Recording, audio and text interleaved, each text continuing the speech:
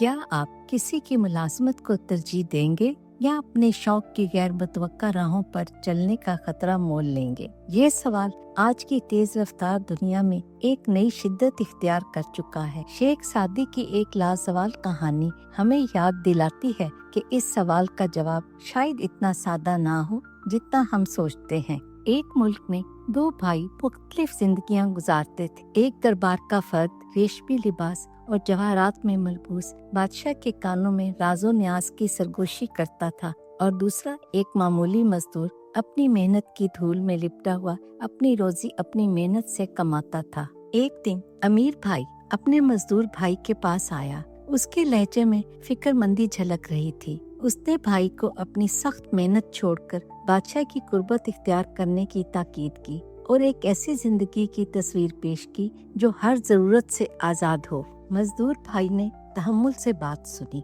उसकी नजरें पुरसकून थीं। फिर उसने एक और किस्म की आजादी का जिक्र किया जो महल की दीवारों के अंदर नहीं मिलती। उसने कदीम दानाई की बात की जहाँ ईमानदारी से कमाई हुई रोटी का जायका किसी गुलामी से हासिल होने वाली ज़ियाफत से ज्यादा मीठा होता है। उसने एक ऐसी जिंदगी का नक्शा खींचा जहाँ इंसान अपनी कमर सीधी रखता है और झुकता नहीं है। अमीर भाई खामोश हो गया। उसके ख्यालात हसद और शकूक के जाल में उलझ गए। मजदूर के अल्फाज एक सवालिया गीत की तरह उसके जहन में गूंजने लगे जो उसकी मराद याफ्ता जिंदगी की असल कीमत पर सवाल उठा रहा था। दिन हफ्तों में बदल गए। मजदूर अपनी मेहनत के साथ साबित कदम रहा।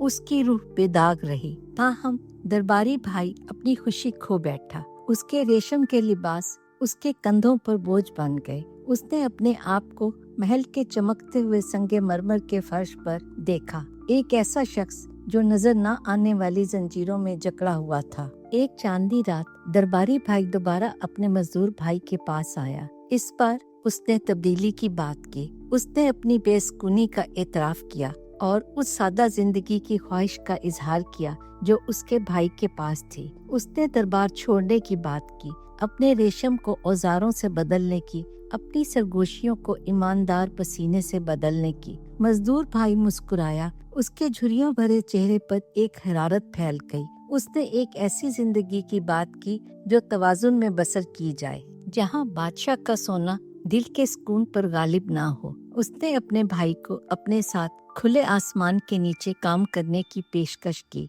जहां आजादी उन हाथों में परवान चढ़ती है जो अपनी रूह के मालिक होते हैं। फीकी सुबह के वक्त दोनों भाई एक साथ खड़े थे।